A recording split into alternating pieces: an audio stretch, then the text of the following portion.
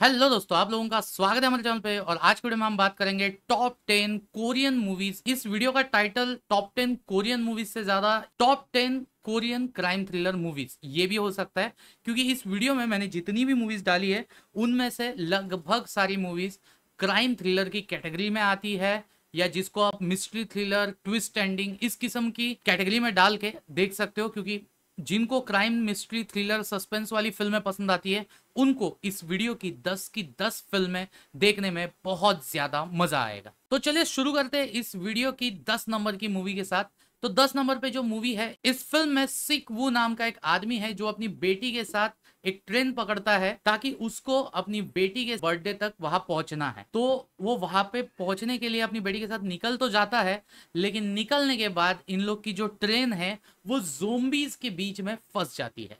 अगर आप hardcore zombie fan होंगे तो शायद ही अपनी ये फिल्म मिस की होगी, और अगर की है मिस तो इस फिल्म को आप जरूर से देखना, क्योंकि ये फिल्म ज़ोंबी फिल्म के साथ साथ एक बहुत बढ़िया एक्शन हॉरर थ्रिलर फिल्म है। इस फिल्म का नाम है ट्रेन टू बुसान। इसी वीडियो में 9 नंबर पे आती है एक फिल्म। इस फिल्म में कोरियन और चाइनीज गैंग्स के बीच में युद्ध छिड़ जाता है, और होता ऐसा है कि 3 क्रिमिनल्स कोरिया में आते हैं और कुछ चंद पैसों के लिए कुछ क्रिमिनल्स का खात्मा करने लगते हैं। और उन क्राइम्स को होते हुए देख इस फिल्म का जो मेन हीरो रहता है, वो एक पुलिस डिटेक्टिव है, ये उसकी तलाश में निकल पड़ता है। तो क्या इनको एंड में पकड़ने में कामयाब होता है नहीं होता है, ये अगर आपको जानना है तो इस फिल्म को आपको जरूर देखना पड़ेगा। और ये फिल्म सिर्फ एक क्राइम एक्शन फिल्म नहीं है, बल्कि उसी के साथ साथ इस फिल्म में जबरदस्त वाला कॉमेडी का तड़का भी लगा हुआ है। इस फिल्म का नाम है द आउटलॉज, जो 2017 में आई थी। इसके बाद मैं 8 नंबर पे जिस फिल्म का नाम बताऊंगा, ये कोरियन इंडस्ट्री की एक मास्टरपीस मूवी मानी जाती है,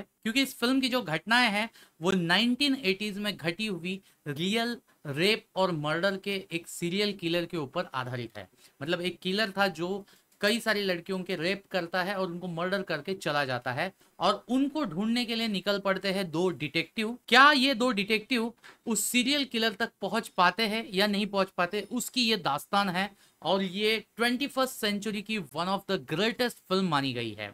अब ऐसा इसको क्यों बताया गया है, जब आप ये फिल्म देखोगे तब ही पता चलेगा। इस फिल्म का नाम है मेमोरीज ऑफ मर्डर। इसके बाद 7 नंबर पे जो मूवी आती है, भाई साहब ये मूवी जो है वो एक माँ की दास्तान बताती है। फिल्म में जो औरत है उसका बेटा दिमाग से थोड़ा पागल है, और उस पागल लड़के को एक लड़की के मर्डर में पकड़ा जाता है। अब जहां पे वो लड़का पागल होने की वजह से वो अपना इनोसेंस प्रूव नहीं कर पाता है, और पुलिस वाले उस लड़के के बातों पे यकीन करने के लिए सरासर मना कर देते हैं।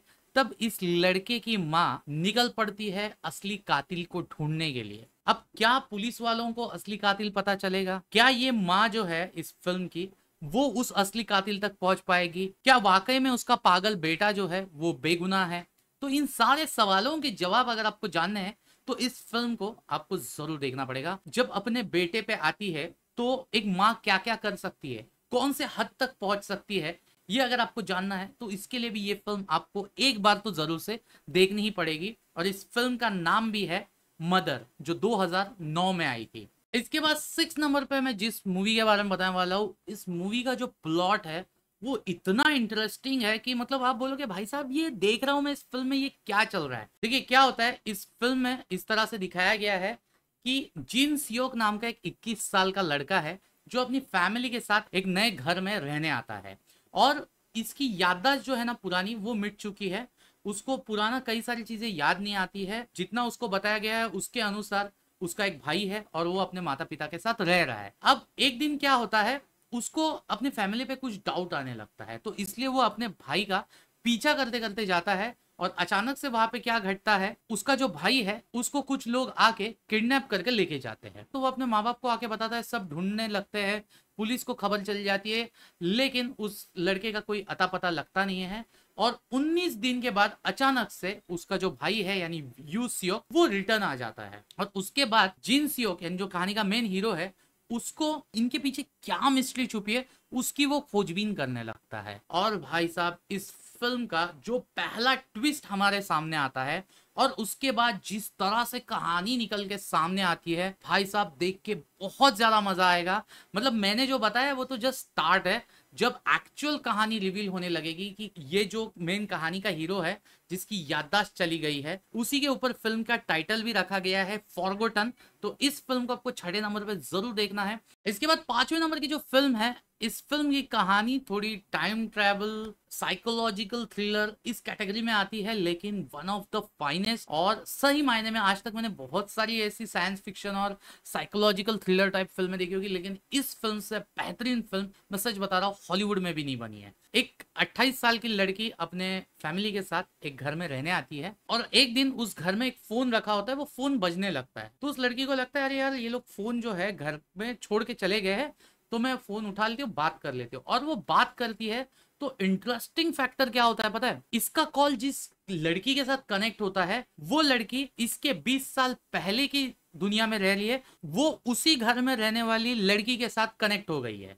यानी 20 साल पहले वो लड़की भी इसी घर में रहती थी, और वो जिस फोन से फोन कर रही है उसी फोन पे इसको फोन आ रहा है, और इनका एक दूसरे के साथ कन्वर्सेशन हो रहा है। और ये जो 20 साल पुरानी जो लड़की है वो एक्चुअली अपनी माँ की जाल में फंस चुकी है, और उसकी माँ जो है काला जादू करना जानती है, और वो काले जादू के तहत उसकी बेटी को बोलते रहती है कि तेरा आगे का जो मैं भविष्य देख रही हूँ उसके अनुसार तू बहुत ज्यादा खून खराबा करने वाली है, तो इसके लिए मैं तुझे मारना चाहती हूँ। और वो ये तकलीफ इस 20 साल आगे की ये जो लड़की है इसको बता रही है जो 28 साल की है। अब ये हेल्प करने के चक्कर में क्या वो उसको उसके माँ के चंगुल से निकाल पाती है, नहीं निकाल पाती है, और आगे जाके क्या ये दोनों लड़कियों का कुछ एक दूसरे के साथ कनेक्शन बैठता है, क्या होता है क्या नहीं होता है, ये सब आपको जानना है। तो इस फिल्म को आप जरूर से देखिए। इस फिल्म का नाम है द कॉल, लेकिन 2020 में बनी हुई साउथ कोरियन मूवी आपको देखनी है, क्योंकि द कॉल के नाम से बहुत सारी मूवीज आपको देखने को मिल सकती है। इसके बाद 4th नंबर की जो मूवी है,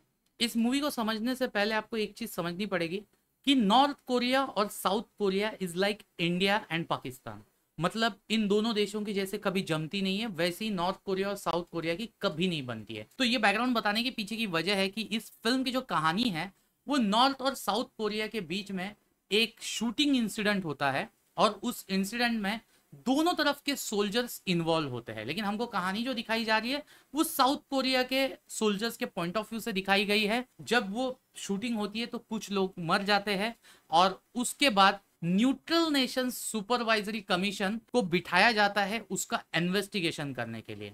और वो जब इन्वेस्टिगेशन करने लगते हैं तो इस कहानी के जो मुख्य किरदार है उनके साथ क्या क्या घटा था, और वो जो शूटिंग इंसिडेंट हुआ था वो क्यों हुआ था, इसकी छानबीन होने लगती है। हर तरफ से अपने अपने स्पेकुलेशंस लगाए जाते हैं, लेकिन अंत में जाके भाई साहब जो ट्विस्ट सामने आता है वो देख के एक तरफ से आपको एक खुशी का फीलिंग भी आएगा, लेकिन साथ ही साथ एक तकलीफ वाली भी फीलिंग आएगी। अब वो क्या है मैं नहीं बता सकता, क्योंकि ये film pure mystery thriller genre में आती है, और इस फिल्म का नाम है जॉइंट सिक्योरिटी एरिया। इसके बाद 3rd नंबर की जो मूवी है, भाई साहब पहले ही बताओ ये एक एडल्ट फिल्म है, तो इसको गलती से भी अपने फैमिली के साथ ना देखिए, और इसका जो एक्सटेंडेड वर्जन है वो देखिए। इस फिल्म की कहानी शुरू होती है 1930s के टाइम पे, जब कोरिया पे जापान का राज हुआ करता था। इस फिल्म में एक लड़की को जापान की राजकुमारी की नौकरानी बना के भेज दिया जाता है, और वो भेजा जिसने होता है उसका प्लान ये रहता है कि उस राजकुमारी को सेड्यूस करे और उसकी पूरी संपत्ति है उसको वो हड़प कर सके, और उसको हेल्प करने के लिए ये लड़की नौकरानी बन के इस राजकुमारी के घर में आती है। लेकिन इस नौकरानी का भी एक राज रहता है। अब वो राज क्या है वो मैं आपको बताऊंगा तो आपको फिल्म देखने में कतई मजा नहीं आएगा। इस फिल्म को आप जरूर से देखिए। One of the finest crime mystery thriller ये फिल्म है। इस फिल्म का नाम है द हैंडमेडन। इसके बाद 2nd नंबर पे जो फिल्म आती है, इस फिल्म की कहानी शुरू होती है एक ऐसे आदमी से जिसको बिना वजह बिना पता चले एक होटल रूम में बंद किया जाता है 15 साल के लिए, और 15 साल के बाद अचानक उसको रिलीज किया जाता है, और वो निकलता है बाहर, और उसको पता है कि उसके पास सिर्फ 5 दिन है, और उन 5 दिनों में उसको उस बंदे को ढूंढना है जिसने उसको पकड़ के रखा है। ऐसे में उसके कांटेक्ट में आती है एक लड़की जो शेफ रहती है, जिसके साथ इसको प्यार हो जाता है, उसके साथ रोमांस भी कर लेता है, और फिल्म के एंड के करीब आते आते वो उस बंदे तक पहुंचता है, और जब उस बंदे से आमना सामना होता है तब वो उसको सवाल पूछने लगता है कि भाई तुमने मेरे को 15 साल क्यों बंद किया, मैं तो तुमको जानता तक नहीं है। उसका जो राज खुलता है भाई साहब, आपका दिमाग घूम जाएगा और आपका मन करेगा भाई स्क्रीन के अंदर घुस के इस विलन को खत्म कर दो। ऐसा ट्विस्ट मैंने अभी तक किसी भी हॉलीवुड, बॉलीवुड, टॉलीवुड जो भी मूवीज दुनिया भर की बनी है उसमें नहीं देखा है। One of the finest twist है। इस फिल्म का नाम है ओल्ड बॉय और पहले नंबर पे आपको देखनी है वो मूवी जिसको बेस्ट फिल्म कैटेगरी में ऑस्कर मिला हुआ है। फिल्म का नाम है पैरासाइट। तो पैरासाइट उन जानवरों को या उन जातियों को कहा जाता है दूसरी जीवों पे आधारित, यानी जैसे आपके बालों में जू होती है ना, जो आपके वजह से जिंदा है, आपके सर में वो घूमते रहती है, आपका खून चूसते रहती है। तो उसी तरीके से इस फिल्म के कुछ कैरेक्टर्स है जो एक बड़ी अमीर फैमिली रहती है। उन अमीर फैमिली के पास पहली बात तो ड्राइवर की जॉब मांगने के लिए इस फिल्म का जो मेन बाप रहता है वो जाता है।